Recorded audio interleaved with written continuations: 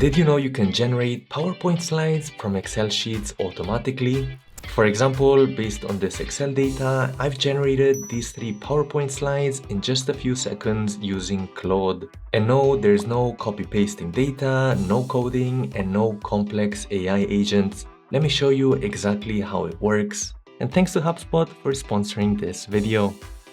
Here we are in Excel, and the first thing you're gonna need to add is this Claude add-in. You will need a paid version of it. Just go over to add-ins if you don't have it installed. Under more add-ins, you want to look for Claude. So it's this very first one over here that you would need to add firstly here inside of Excel, and then over in PowerPoint, we want to do the same thing just by going to add-ins, more add-ins, and looking for Claude in PowerPoint too. Once you install them, you should be able to just click inside and log in. Now on the top right hand side, this is a very important step, so make sure you pay attention. Just head over to settings, and within this area, you'll notice there's this let Claude work across files. You want to make sure that this is ticked so we can work across both PowerPoint and Excel so they communicate with each other.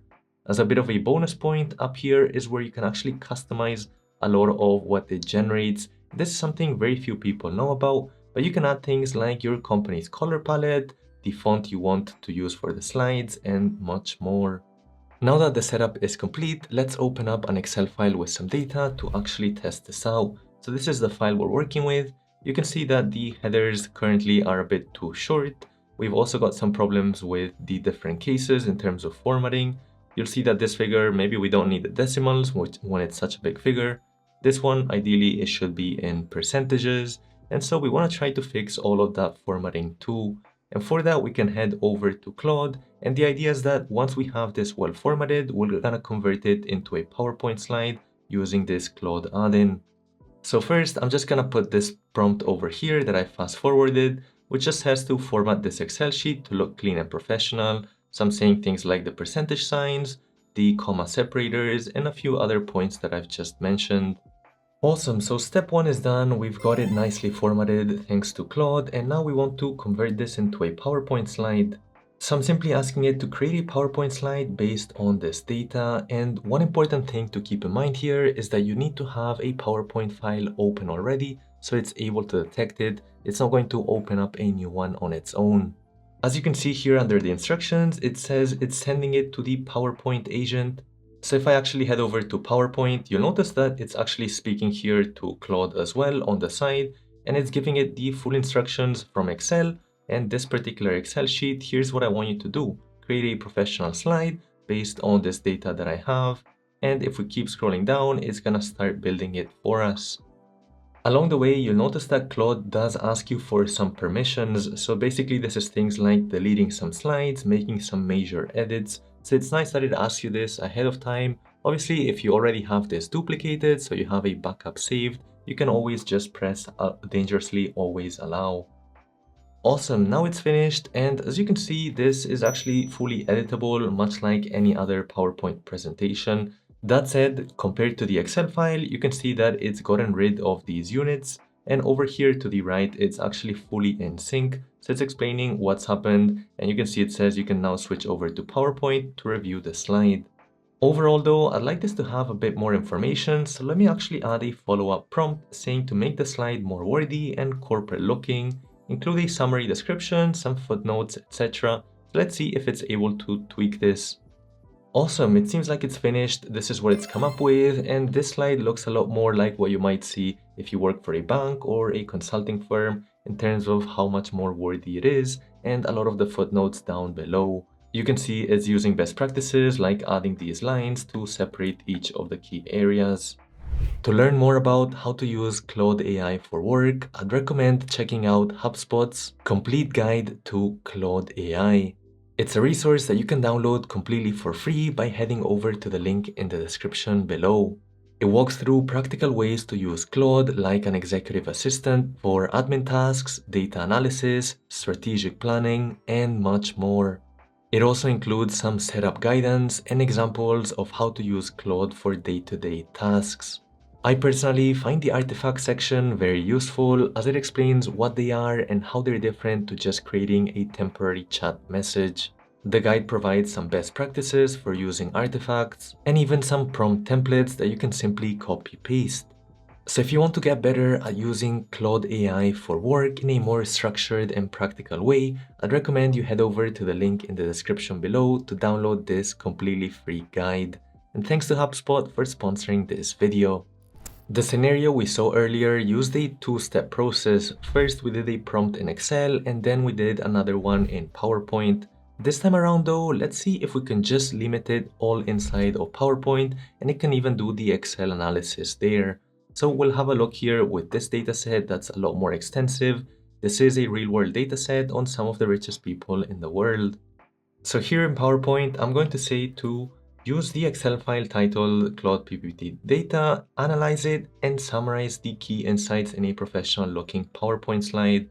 So here I wanted to see if it can do the analysis directly inside PowerPoint and also actually create a slide. For this, keep in mind you need to have the Excel file open and also have Claude open within it.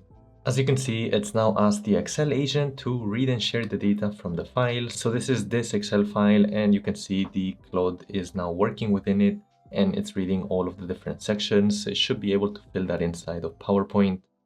Alright, so it's finally finished, and you can see it's created this cover page up top, and then down below it actually has the full breakdown. As you can see, we've got the total wealth, the percentage that are self-made, the average age, etc. And let's actually check if these figures are true. So the average age says it's 68 years old. If I go over to the Excel file over here, I'm just gonna do the average formula over to the side and select all of the ages. Based on that, it does say 68, that's looking good. It also says there's 4 French billionaires, so let's test that. For that, I'm just gonna do a count if, and the range is all of this area right here, and the criteria is that in quotations they need to be France. Now let's close that and see that the answer is exactly 4. So it looks like even though it's fully done inside of PowerPoint, the data analysis is working very well. That said, I'm not entirely happy with what the slide looks like. I want it to look a bit more corporate, so I'm just gonna type in here to make it look more corporate, a bit more worthy, and look like more like a BCG or a McKinsey style presentation, more like that consulting look. Let's see if it's able to make that change. Overall, as you've seen, we've been able to just work inside of PowerPoint. That said, because you still need to have the Excel file open all the time, I don't know that that makes a big difference. Awesome, here's the final result. It's actually created 3 different slides, one being the header, and then these 2 slides which look a lot more like what you might see at a consulting firm. Overall, the numbers look quite good. I like this white background. We've got some footers on the bottom, which is pretty typical.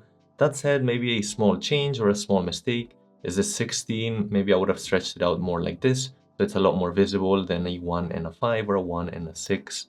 For this other slide, we've got this part right here, which is nice and clean. And all of this is fully editable.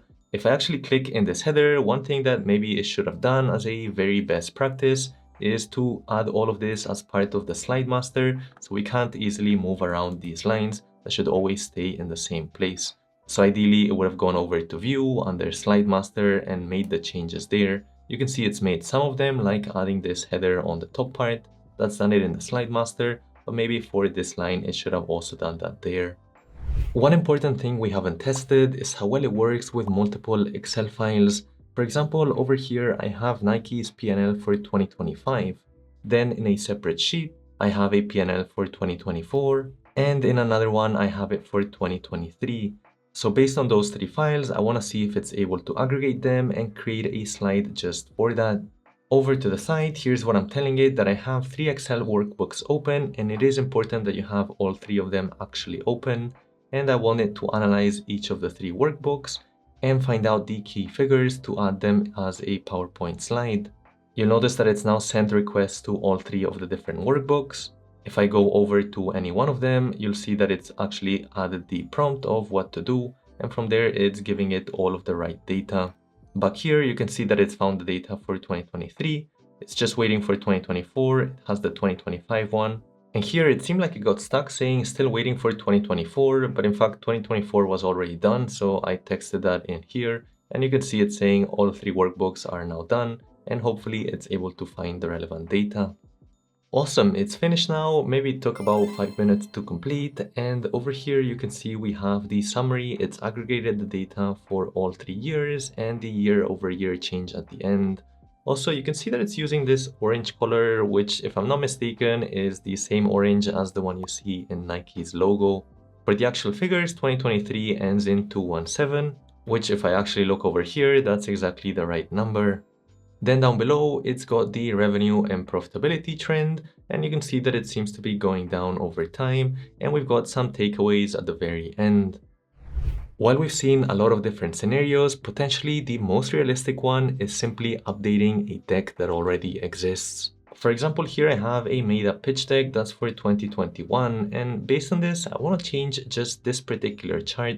Let's say that our figures have now been updated to 2025, so we have an Excel file for that.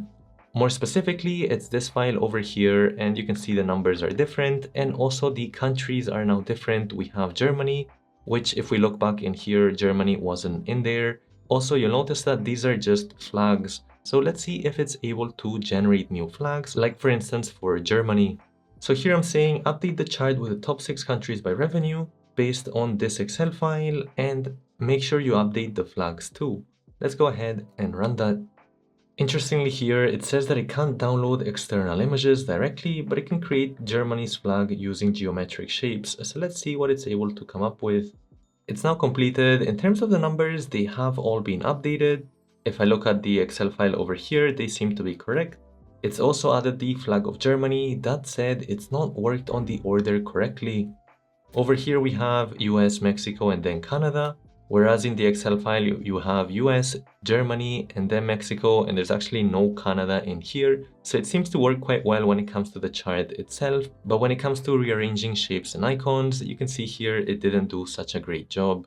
Like any tools, the Claude add-in also has its limitations. The first one, if you've been paying close attention, is that you need to have all of the Excel files or PowerPoint files open at the same time, so that's a bit tedious to set up. Secondly, it doesn't have a live connection. So even if I change the figures of this particular Excel file to say 20,000 in here, if I go over to the PowerPoint file, this figure is not going to update automatically. So I would have to reprompt that.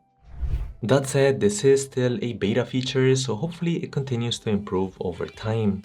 If you want to learn the best AI tools specifically for finance, you should watch this video over here, or you can take our AI for Business and Finance course over here. Hit that like and that subscribe, and I'll catch you in the next one.